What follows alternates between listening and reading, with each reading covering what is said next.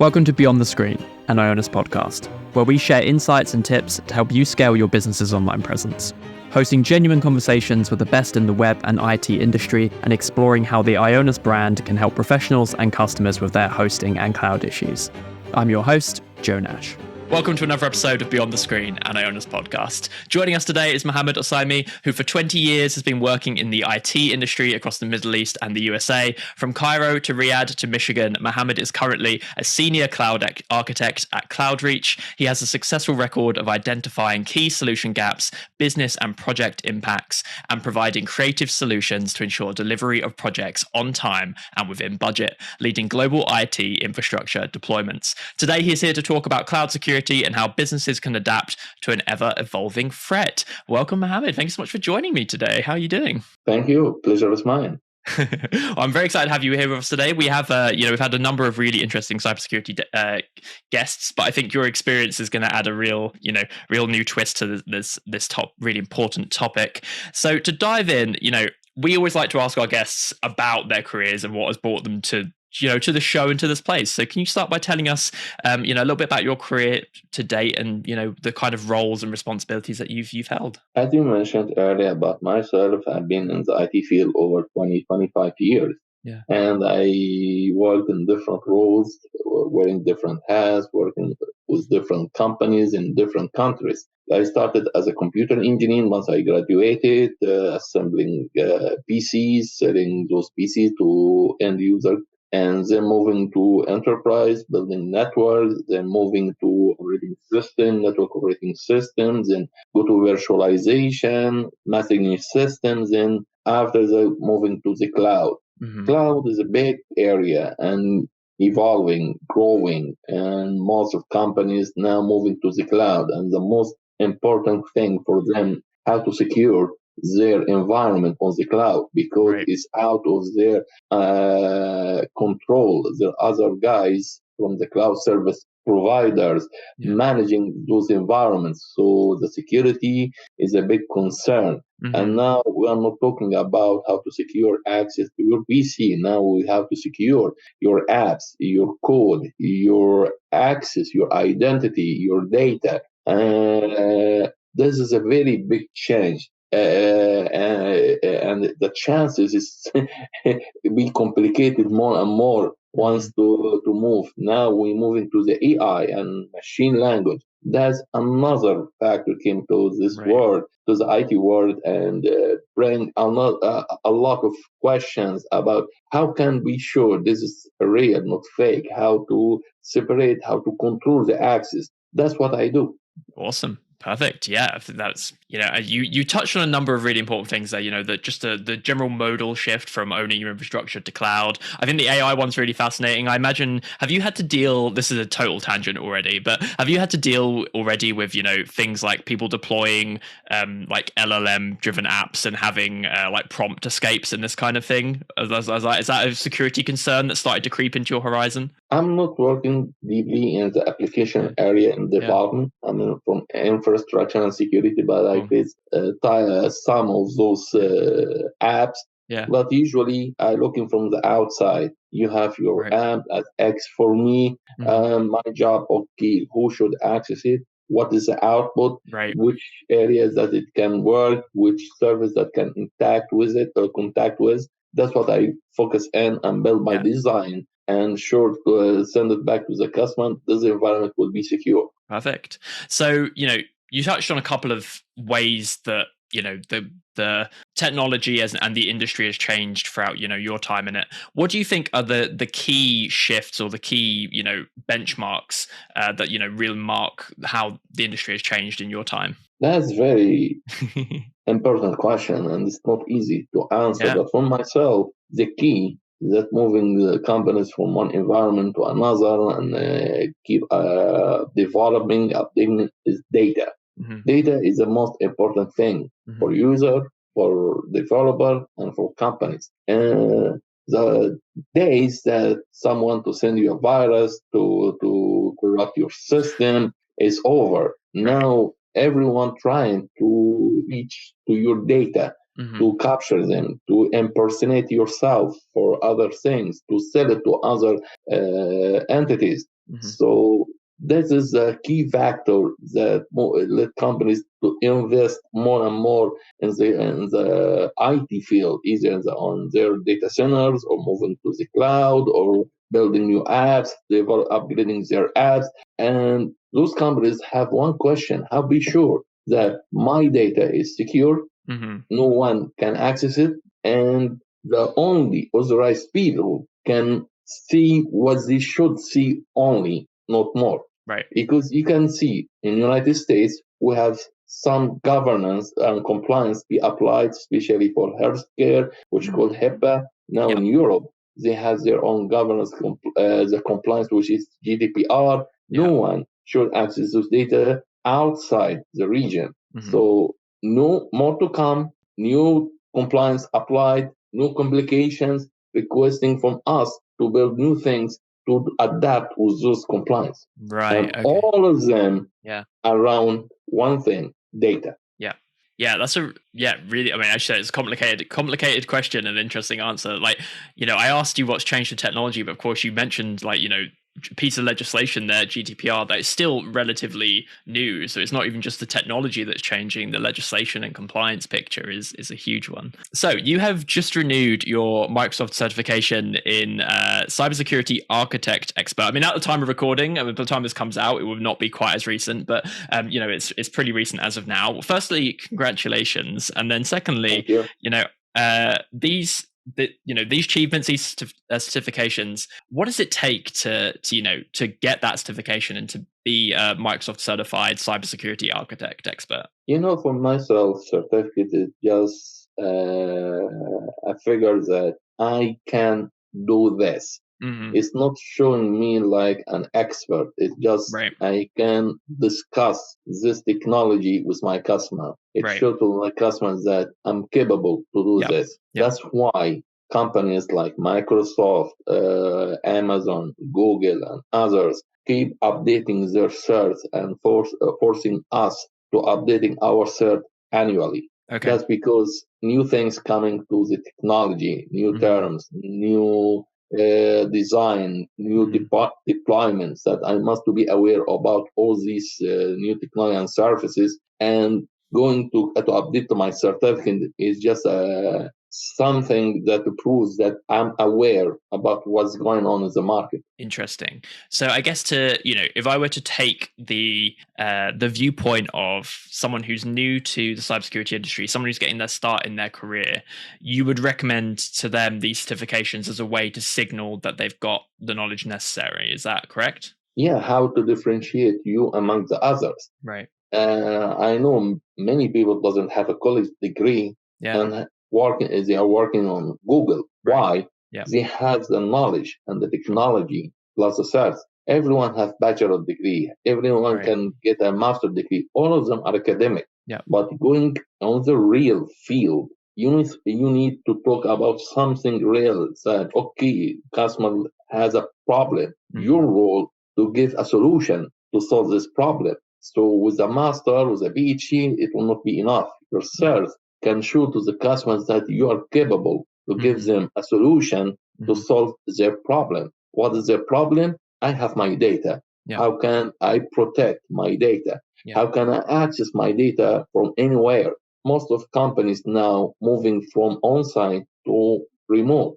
So people working from remote locations, either from your garage or from your bedroom or a rental office. So how can be sure the access is secure and the guy who accessing my system is the guy who is working with me, not other person? All of them need certified people who has the knowledge and experience to give the solution and build a complete secure environment or build the right environment for the right customer. Fascinating. Yeah, the point you raised there about the importance of certifications aside, I really liked your emphasis on, it's the bachelor's degrees and university degrees that have their place, but fundamentally theoretical, academic, and the practical vocational nature of certifications is showing, real world experience is really, really useful. But I really loved that point you made there about, not just the shift in technology, not the shift in legislation, but the way we work. Like, previously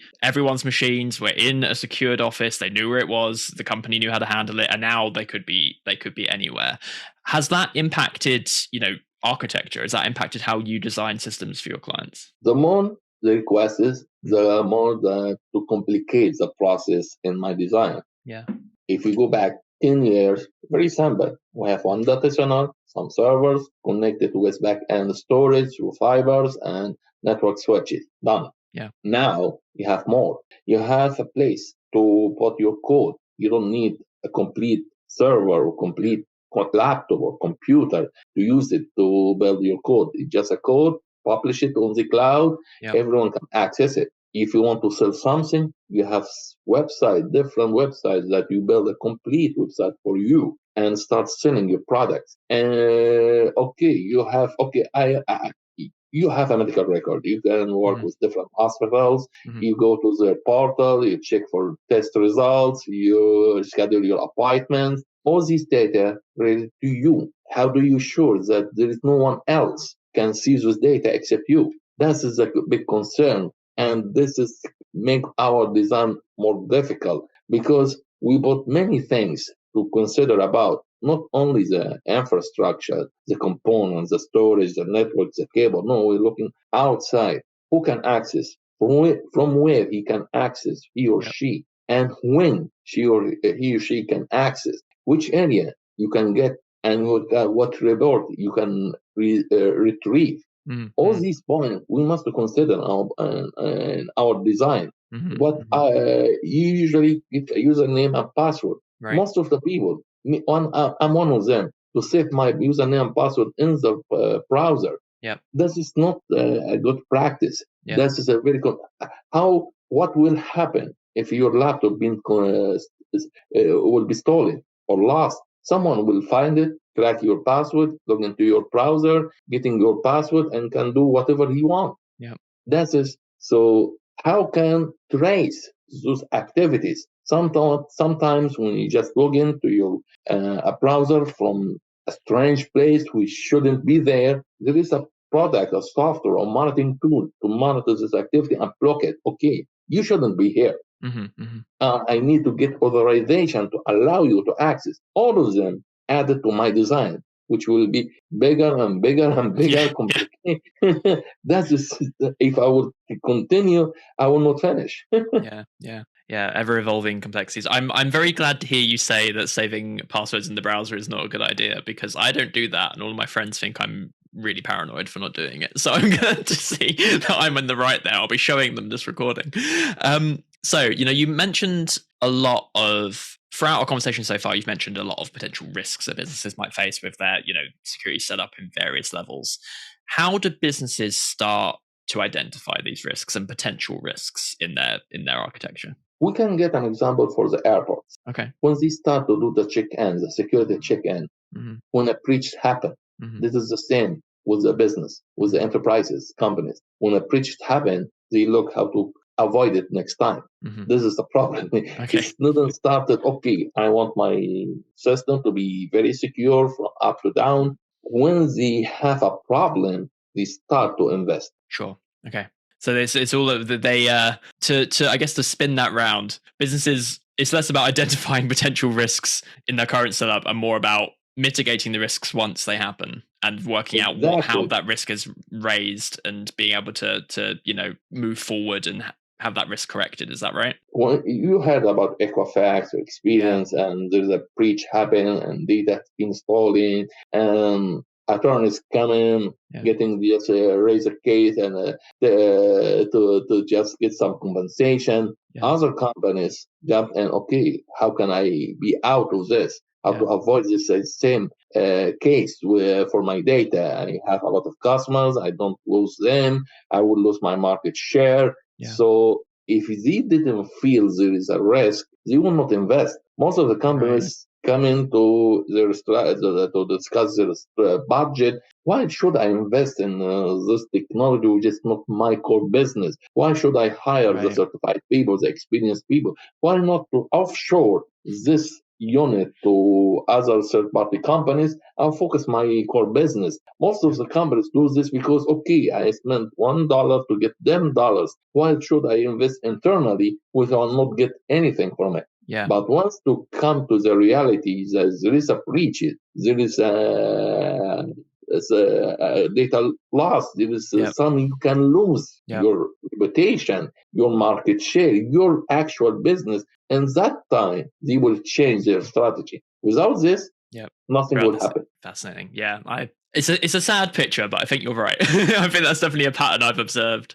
A common piece of I guess wisdom that I hear a lot about security breaches is, you shouldn't, if a vendor that you use or a company that you use has a security breach, you shouldn't take that as a sign to change off of them immediately and to drop their business, because the fact they've had one, means that they will remedy it, and it's now not a problem. And I guess that's kind of that is kind of speaking to what you're saying here, right? Would you agree with that statement that you shouldn't initially jump ship? With an expression, any problem is a new business opportunity for us. Sure, is a lesson. Yep. Okay, we have a problem. Let's learn from it. Yep. How can I avoid it? How it happened? How we can fix it? Yeah, cool. Awesome. So to, change gears a little bit, we've been talking a lot about, the current industry, how it's evolved and how people can avoid risks. One of the phrases that I see a lot nowadays as someone who's outside the cybersecurity field is this phrase, zero trust networking.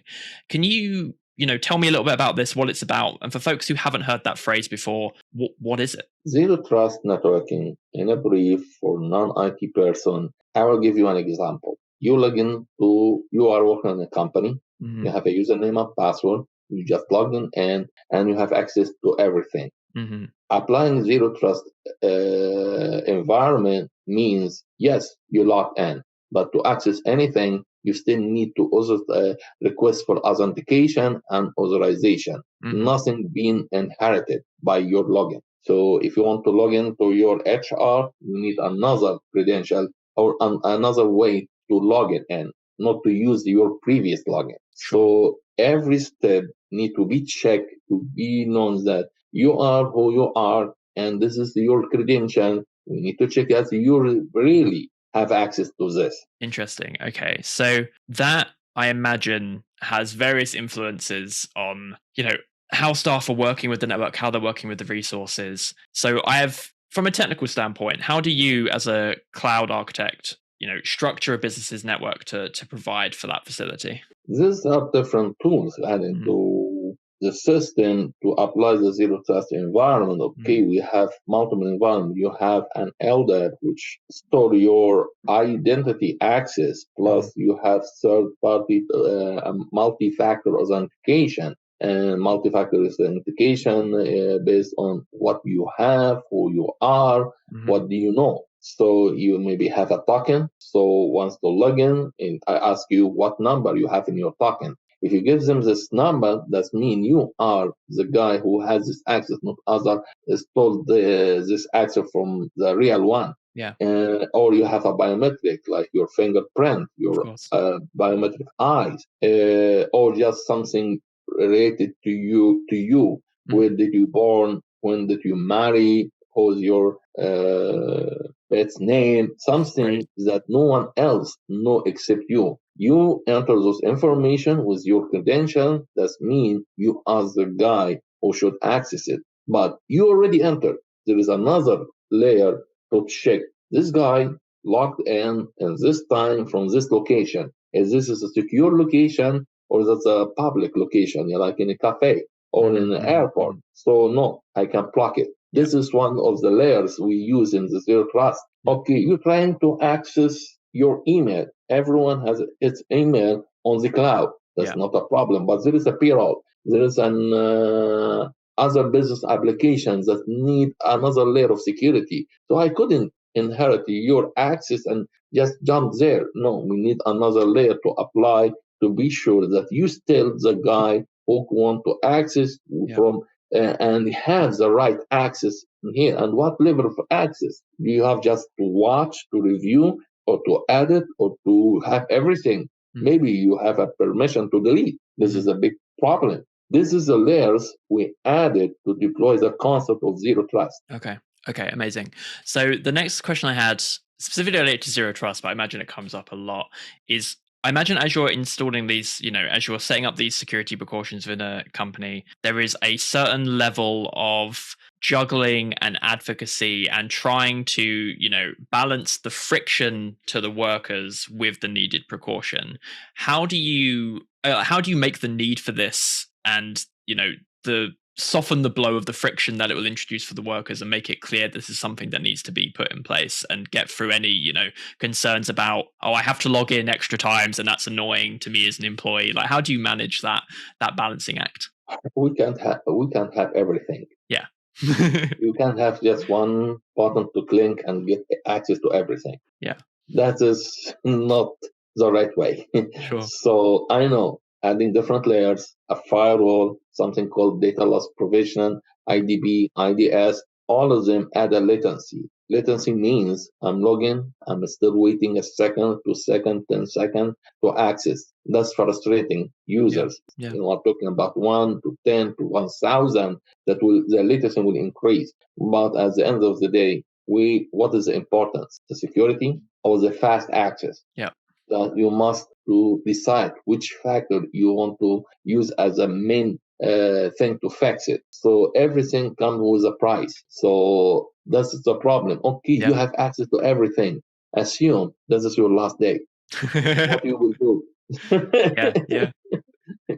So this is a big concern for big companies. And if you can look for the reports, 80% from data breaches or hacking come from internal data network, from the internal company networks, not from outside. Sure. Someone came to his girlfriend or boyfriend and bought some device to connect it with the network, with the Wi-Fi, and keep tracking access and capture this packet so they can use it to access it. And someone to impersonate another one calling the IP team. Okay, I forgot my password. Could you please reset it? I'm the new guy, CFO guy here. Yeah. And be sure, okay, the username is like this. Okay, giving them the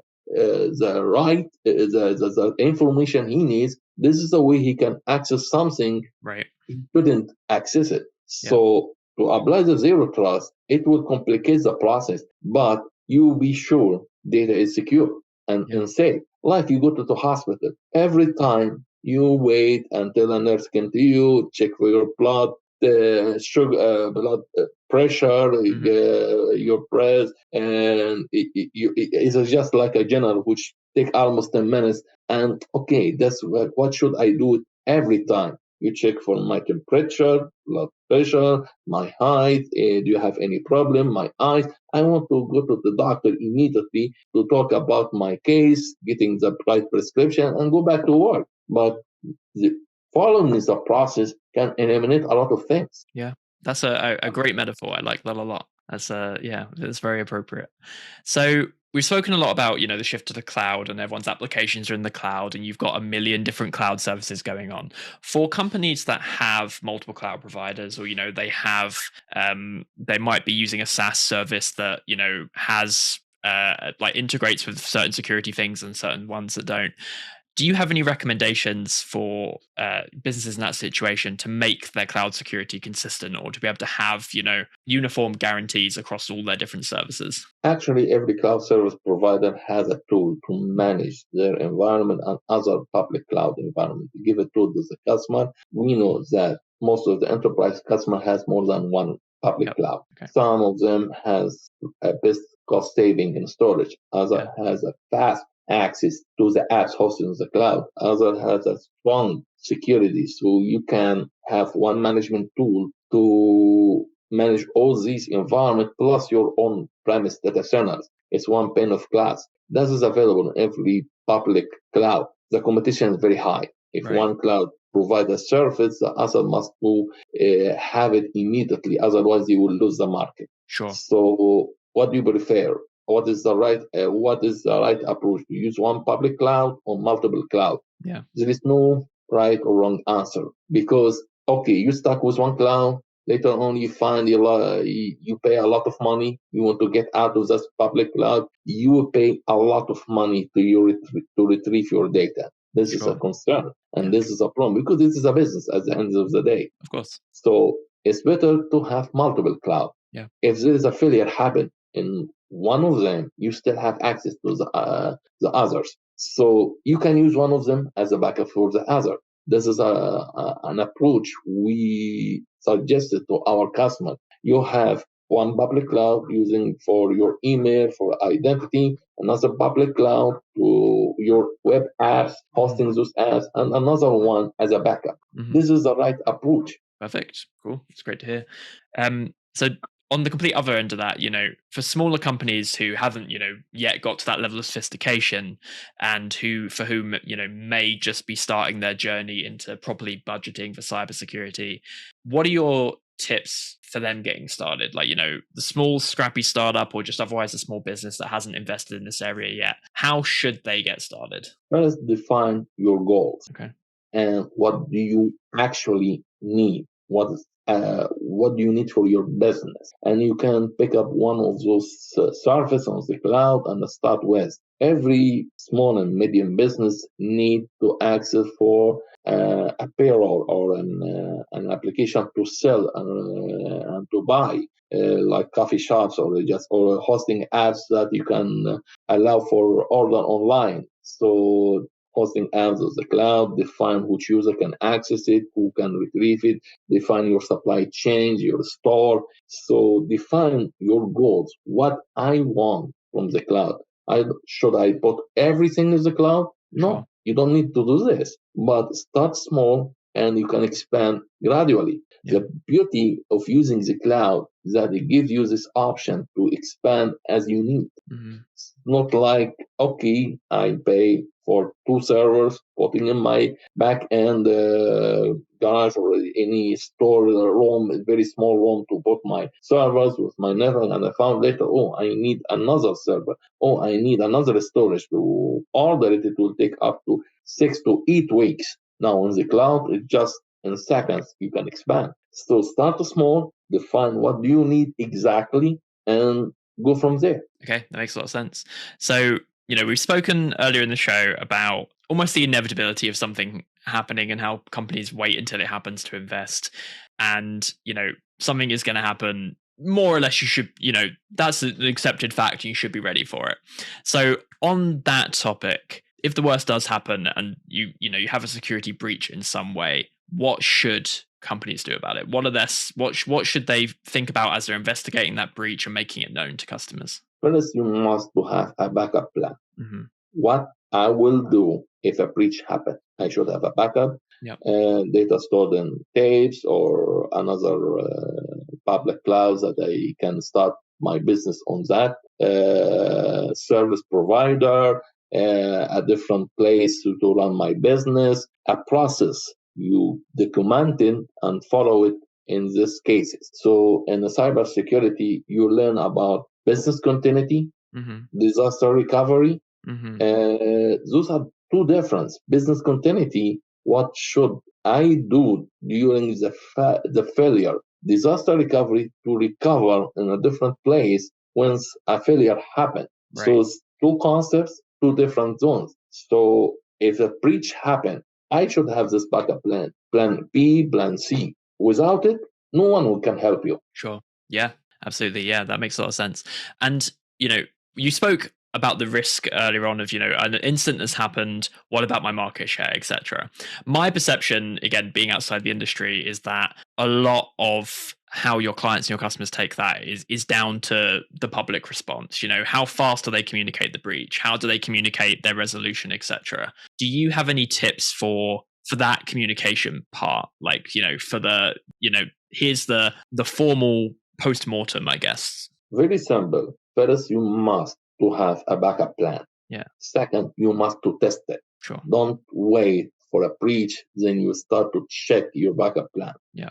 And third, you should have more than one backup plan. Sure. Most customers have one production and another area for a DR. Yep. You must test the failover in any time, like a weekend, whatever, and check access to the DR from bunch of users to be sure the business will be continuous, not to just stop for, oh, we are missed this, we don't have access to this, we didn't pay for that. You should have a backup, and you test that your backup is working. Not just, I remember 20 years ago, there is a government in the Middle East has a big problem. He has a very expensive system that hosts the data of all people looking for a job. And suddenly the system stopped working. Okay. And they found later they don't have the right administrator to manage this environment. Second, the last backup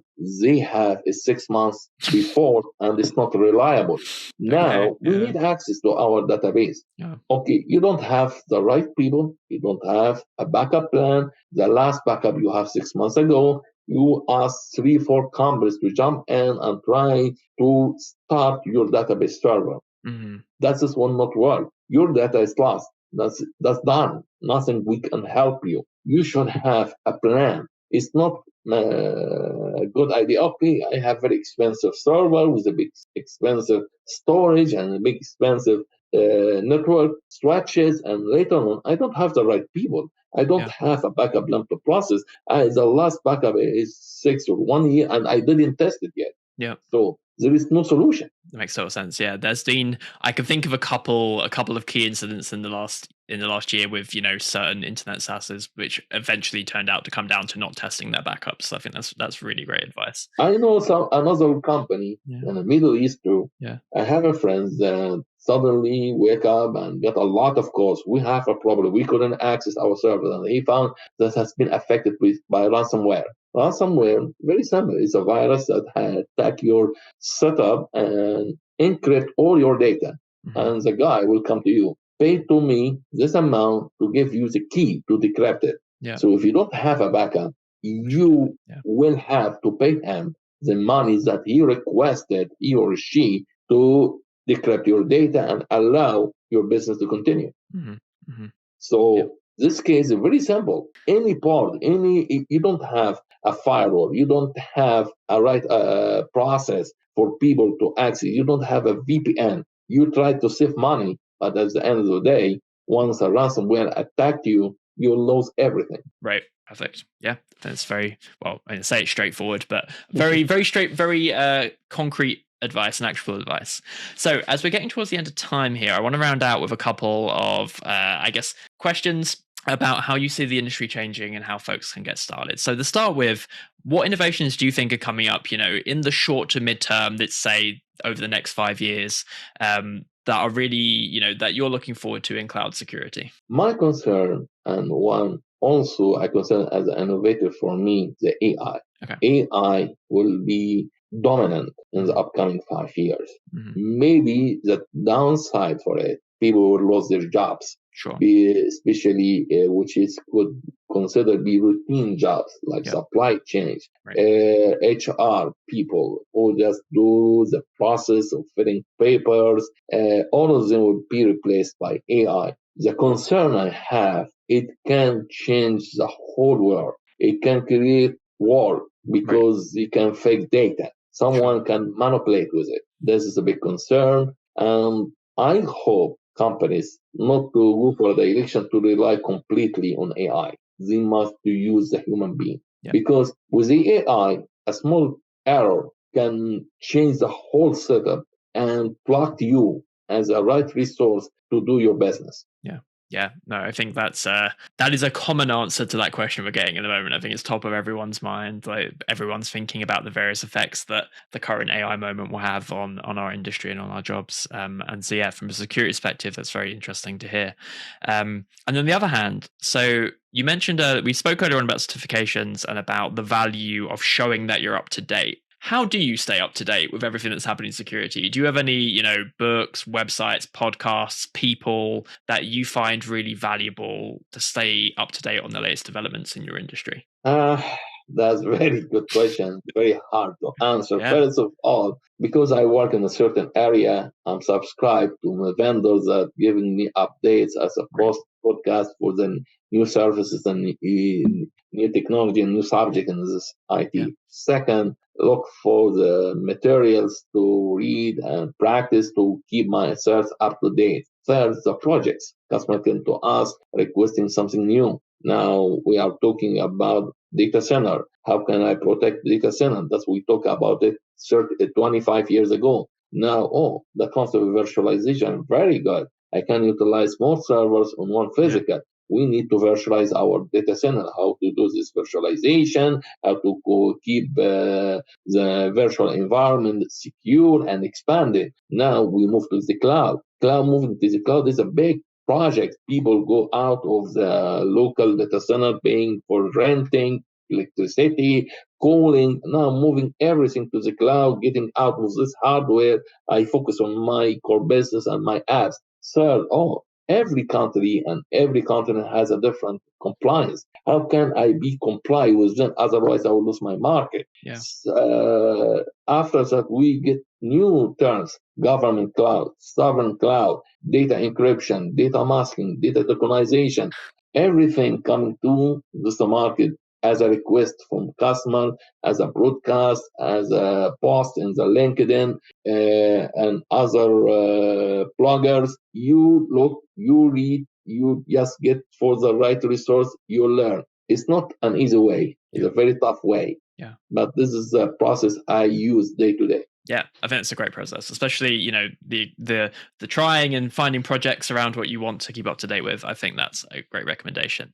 Well, thank you so much, Mohammad. This has been super illuminating for me, and I hope for our listeners. Thank you for joining us today. Thank you. Pleasure meeting you. I enjoy this interview and hope to see it live. Absolutely. Beyond the Screen, an IONOS podcast. To find out more about IONOS and how we're the go-to source for cutting-edge solutions in web development, visit ionos.com and then make sure to search for IONOS in Apple Podcasts, Spotify, and Google Podcasts, or anywhere else podcasts are found. Don't forget to click subscribe so you don't miss any future episodes. On behalf of the team here at IONOS, thanks for listening.